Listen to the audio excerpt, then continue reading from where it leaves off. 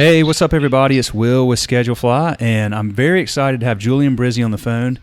Julian's in Brooklyn, New York.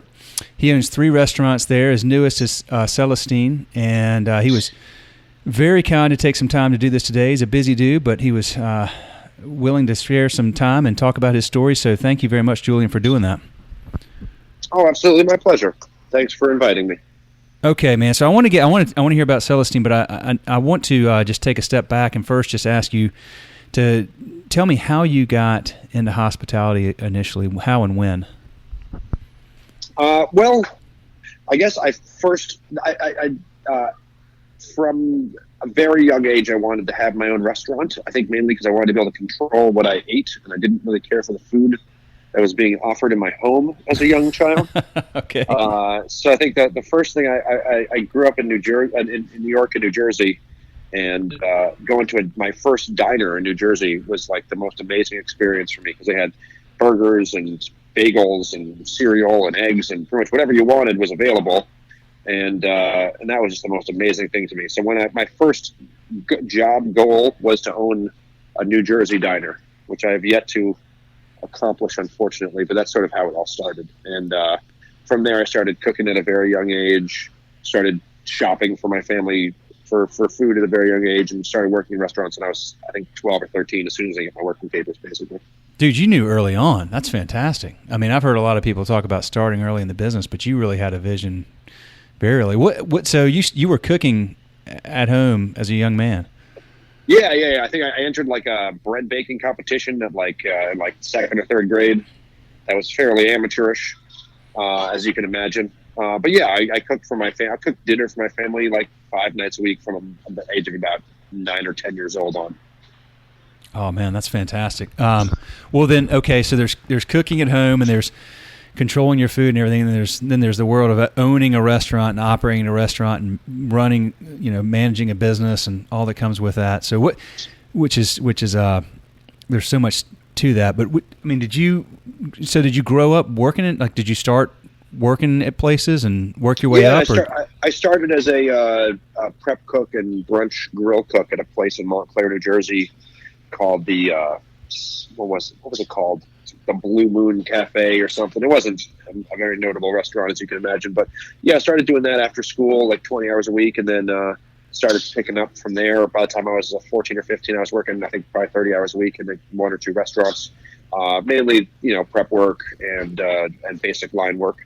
And I did that all through high school, through college, then graduated college and worked at a food magazine as an intern at Food Arts Magazine, which is a now defunct industry publication. And from there, at 23, I started working front of house at Gramercy Tavern, and that's sort of where I made the transition from kitchen to front of house work, and from working at pretty bad restaurants to pretty good restaurants, truth be told. So you still went to college. Did you go to college to get like a hospitality degree, or? I got an English degree at the University of Vermont. For a while, I thought that I might want to write about food rather than actually, be involved in the preparation and serving of it. But I was pretty quickly dissuaded of that notion upon entering the workforce out of college. Oh, hence the food magazine. Okay, got it. Yeah, exactly. Got it. Okay. When did you first open your own place? I worked front of house, serving, bartending, and managing for 6 years after college, maybe longer. Let me think. About 6 years. We opened Rucola 7.5 years ago. I was 27, 28, something like that. Okay, so 27, 28, you opened Rucola. Did you have partners in that, or is that just you? Or? Yeah, my cousin had started a mint company out of college that he sold in 2000 and 2007. And he transitioned from that into wanting to open his own restaurant. He had no restaurant experience. I had no, ownership experience, and we worked together on the project, putting together the business plan, soliciting investment, and then, managing the construction, build out, and then operations of our first place together. From there, he went on and opened 5 other restaurants, and I opened 2 others with various partner groups. But we did the first thing together and sort of learned what we didn't know. What were some of the things you didn't know? Oh man, I had to look at a P&L and know what it meant. How to manage labor and budgets. I mean, we really didn't know how to raise an investment for a restaurant. I later learned that we'd given our investors just about the best deal you could get in a restaurant. Basically everything outside of the operations of service, I had no idea. And as far as he's concerned, everything outside of generating a business plan and knowing how to operate a business that's generates revenue sufficient to stay open, he didn't know. There was a moment we were having a conversation, and he asked me why we needed both a dishwashing machine and a dishwashing person. He assumed that the machine would negate the need for the person, and we had to rework our budget around the fact that you need both machines and people in the space. So, that level of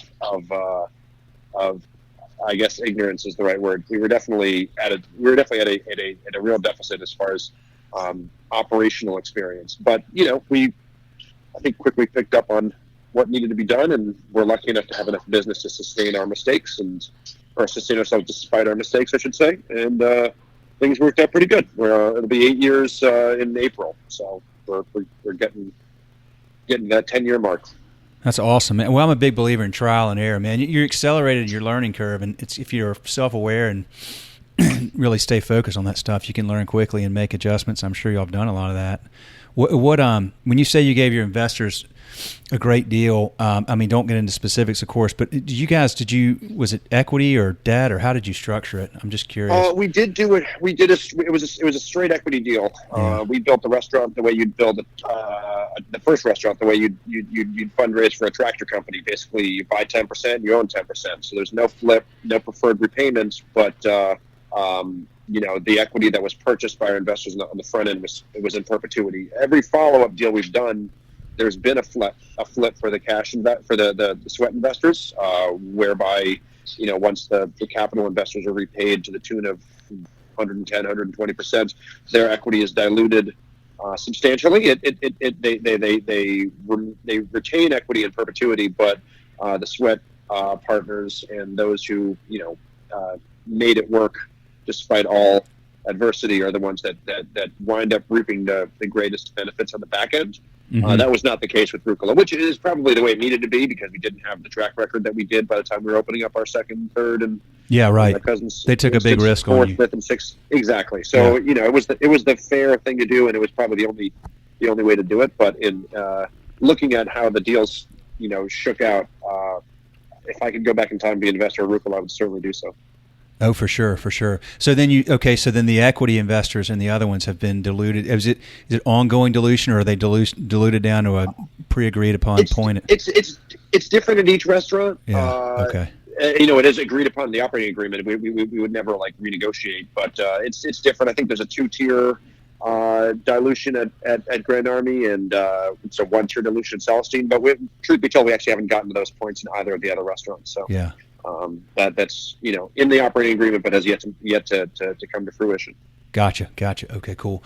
So talk about there's so many unique things that come along with owning and running a restaurant in New York that you guys deal with that are probably can be more challenging at times, but also you have a lot of you just have a great city to operate in as well. But tell me about being in New York and what that means as a restaurant owner, and some of the unique challenges you have there that you may not face in other parts of the country.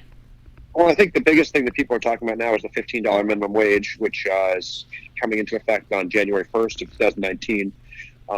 Amongst people that operate restaurants that I communicate with frequently, that's definitely the number one area of concern. Because $15 minimum wage doesn't just mean that your entry-level employees are making $15. It means that everyone that's put time in needs to be making more than that. So that's a challenge that we're currently trying to work with. I think it's balancing your food cost and your labor costs to net out to a percentage that is that would help you be profitable is, I think, the direction that most restaurants in New York City are going, rather than trying to keep your labor number at a certain point, just having the food cost be low enough that it offsets it. We also have a huge tourism economy, which here in Brooklyn we're seeing a lot more tourism every year. I mean, I thought we'd reached critical mass about 4 or 5 years ago, but it just seems like every 6 months there's a new hotel several blocks away from one of our restaurants. There's new, new types of folks coming from all over the world. So that's, very exciting to see, and I hope it continues to grow despite, the political climate maybe being, disincentivizing people from certain parts of the world for coming to visit us.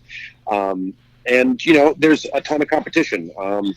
I've always been of the opinion that if you open a restaurant or any business in an area that where you assume your success is based on the lack of competition, all you're doing is setting yourself up to be driven out of business by someone who's a better operator down the road. So we've always striven to operate businesses that would be successful in a very competitive market, which we have to do as we are in a very competitive market, and that's proven a good strategy for us over the years at all three of our properties. The minimum wage issue really is that's a big challenge. I mean, is that a significant increase for a lot of the folks that you already have on staff, or did you? Well, we are trying to get everybody to 15 before the new year, because I'd rather be in a situation where we've given people raises and are grateful for their work than being forced to give people raises. It feels better on the operator's end, and I think it feels better for the employees to know that you value what they do rather than you're being forced to compensate them because of the state mandate or federal mandate. It's definitely it's definitely a large jump from 4 or 5 years ago. I think the minimum wage was like $8.65 when we opened Rucola, which was, I don't think was enough to live off of then, and it certainly wouldn't be enough to live off of now. But it's definitely a significant jump. And I think one thing that people are doing, and that we're certainly doing, aside from just trying to set ourselves up from a revenue perspective to be able to match it, is just eliminating overtime. It's got very, it used to be that the only way that an entry-level employee could survive on what they're being paid would be to work 60, 65 hours a week. And now restaurants just can't survive giving people that much overtime. So I think in the end, it's better for everybody. But it is a big change. And I think we'll see a big disruption in the marketplace come January, February. What do you think it means? I mean, does it mean a lot of folks just won't be able to continue, or? Well, unfortunately, it's coming at the worst time of the year. January, you see a huge dip in sales. The worst time for restaurants, I think, all over the world, but certainly in New York City, is January and August. Even if you're on the water and in a tourist-heavy area like we are here at Celestine. So I think, you always see restaurants going out of business in January and February because they weren't able to shore up enough revenue to deal with the slow periods in Q4 during the holiday season.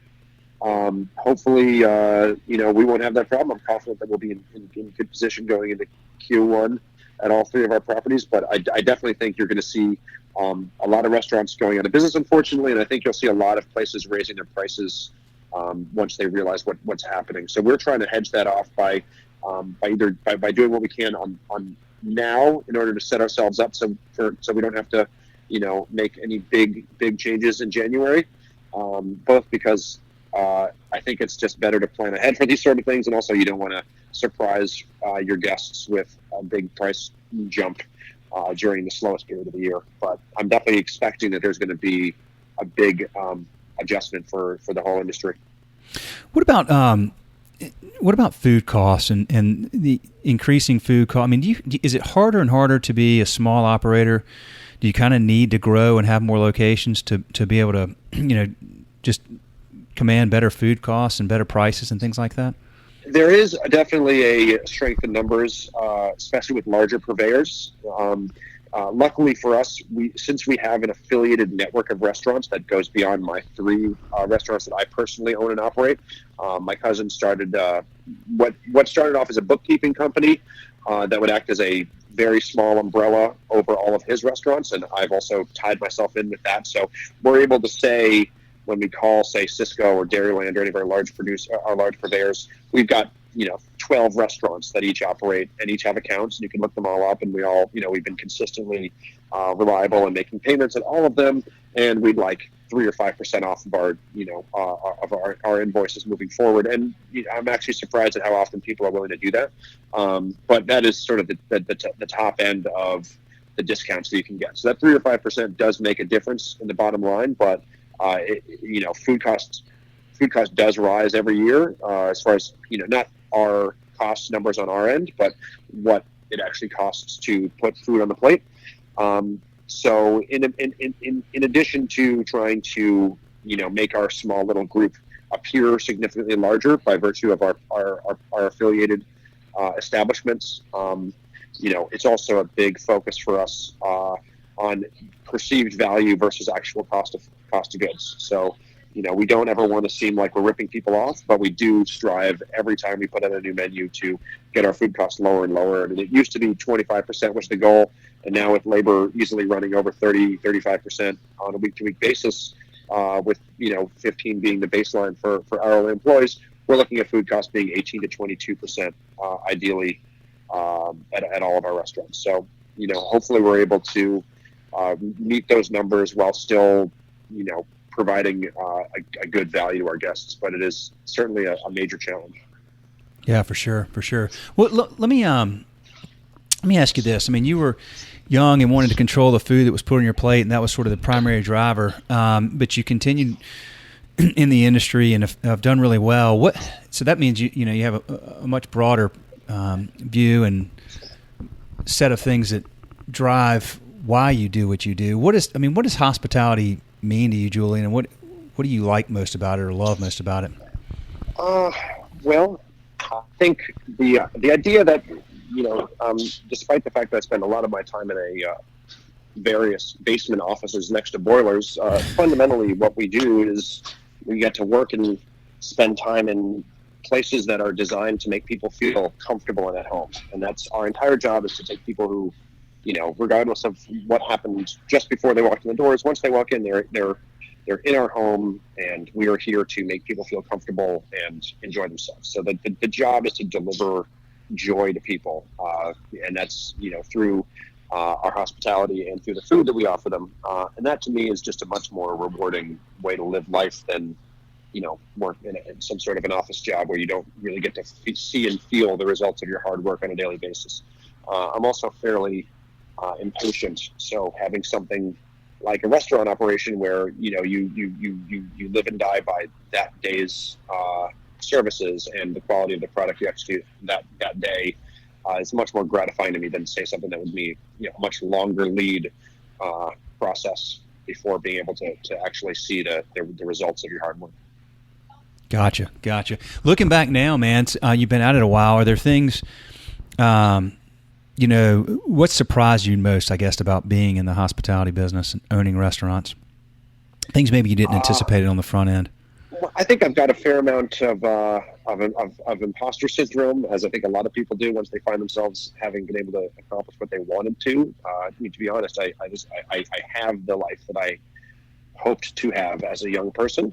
Doesn't mean that I'm always satisfied with the way things go and totally comfortable. But I do often feel as though I'm not only extremely lucky, but perhaps under equipped to do what I do on a daily basis, which is, I think, something that a lot of people, maybe people with a certain amount of humility experience. So I definitely feel that way quite often. And for me, a big challenge is just remembering that for whatever reason I'm here in the position that I am, and all I can do is just do my best and try to be as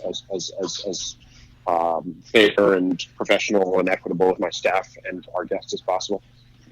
Well, my man, that's a great, did you say imposter syndrome? Is that what you said?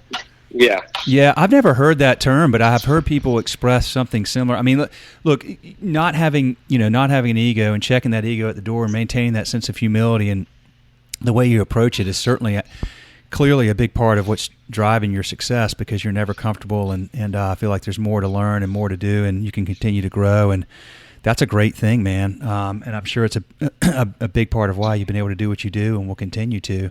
And coupled with the fact that you're, always preparing for lots of competition and looking down the road, what you're going to have to continue to do. So I love the approach and admire that approach very much. For sure. It'd be good advice to young folks that are listening to this, that are getting into the business. It's a tough business and it's a grind. And you put it's funny, you just said you spend a lot of time in offices next to boilers. That's the reality. There's sort of like the the idea of what it means to be a restaurant owner and then the reality, and sometimes they intersect, but sometimes they can be on opposite extremes of what you might expect, can't they? That is absolutely true. No question about it. I worked for a bunch of guys over the years, some operators who were humble and kind and, respectful of their staff and grateful for their positions. I also worked for guys who were extremely cocky and proud and had the kind of the vibe that they fostered was one of the guests are lucky that we're letting them in the doors rather than we were so grateful that they're here. And I've always been much more comfortable in the, we don't get this. This is earned, not given, and we need to be grateful for every person that steps through the doors. And I think that has to translate to your staff, and it has to from anybody, from the street person that comes off the street to use the restroom. It doesn't buy a single thing, to the person that wants to have their wedding with you. You have to have that same level of gratitude for each one of them. So I think that's definitely something that's worked well for me. And I think, to be honest, it allows us to make mistakes that people who are cocky and overconfident can't. Because if someone presents like they're the greatest thing since, sliced bread, and then the experience that they offer you is not, it doesn't exactly meet up to that, there's a certain amount of resentment that is, I think, totally reasonable from a guest's perspective, and I've certainly had it in restaurants before. But if you're humble and grateful and kind and open and open armed with every guest, then hopefully they cut you a little bit more slack, because our business is a tough one to make everything perfect every time. So hopefully people are grateful for your hard work and efforts, and that kind of evens out in the end. Yeah, that approach is not sustainable. It may lead to hype and buzz and big opening. I don't know, but people pick up on that, and some people may be okay with that. But the average guest is going to say, "This isn't where I don't feel welcome here." And when you've got lots of competition, especially in a place like New York, but really anywhere, over time, that's a tough way to run it and be successful long term. Yeah, that's more of the nightclub thing. You make your money and you're out in 3-5 years, something like that. Yep, exactly. So you've had Celestine for a year now, is that right? Yeah, a little over a year. We celebrate our first anniversary on October 12th last month. Good, congratulations. Thanks. Has it been talk about just a little bit about like the team that you have put together there and at your other restaurants? Has it been more and more challenging to find good people to attract and retain these days? I hear that from a lot of folks. I don't know as much in New York. Do you have a good talent pool there? Is it becoming smaller and smaller and harder to find people? Back of house is always a challenge. I think it's there's months when you're so shorthanded that you don't know how you're going to be able to operate all the services you're open for, and then you find the right staff and you're comfortable for a couple of months, and you're right back to square one. Wow. Every 3 to 6 months. Front of house, there's a huge labor pool in New York City. As long as your business is generating enough revenue that people will be compensated, well for their time in the front of house, I think it's fairly easy to find the right people. Building the right team and having the people with the right skill set, but also the right, emotional connectedness and level-headedness and humility to do what we expect people to do is definitely a challenge. But that's more of a management challenge than it is a labor pool challenge, in my opinion. I was interviewed last week or the week before that by a young lady who's in the industry but also earning her master's in food studies, and she's writing her master's thesis on millennials in the workplace, and her general thesis was that folks are more self-focused, rather than saying self-centered, than they used to be because of social media and everything else. And I don't know if I necessarily agree with that hypothesis, although I've certainly heard it from a lot of people that you have to manage, people's emotions and their feelings a lot more than you used to. And I think that's just the nature of the workplace overall. That said, we do have a much younger workforce, so it does often feel like you never left high school working in restaurants, but personally, I think I fit well in that sort of environment, so it's not a problem for me.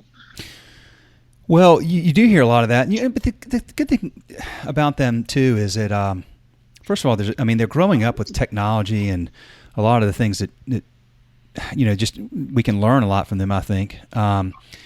Plus, that I've got to imagine. I mean, that youthful energy and constantly turning over youthful energy, but that's probably a good thing. When you're at it as hard as you are for as long as you are, it's probably good to have a lot of young folks around that have that energy, and you find the right ones, and that have some willingness to learn and to listen. Can probably be a really healthy, positive thing for guys like us that have been around long enough, right? Yeah, no question. I mean, I got two small kids. My life is no longer one where I can be working service until late at night, and talking to people about how they can improve at the bar, into the wee hours. And luckily, I've got a good team of managers that have that, that youthful energy still within them. Yeah, absolutely. Well, listen, man, Julian, I really appreciate you taking the time to do this very much. We appreciate the chance to serve y'all, and I know everybody listening to this will learn a lot, man. So thank you for doing it. I'm going to let you get back to it, but I do appreciate the time very much, and if I'm always around if I can do anything for you. Awesome. Really appreciate it. Great talking to you, and right back at you. Feel free to reach out anytime. Appreciate your service. You guys are great. And anything you ever need, don't hesitate to reach out. All right, man. Have a good one. Y'all take care. Have a good week. Thank you. You too. All right. See you. Bye-bye.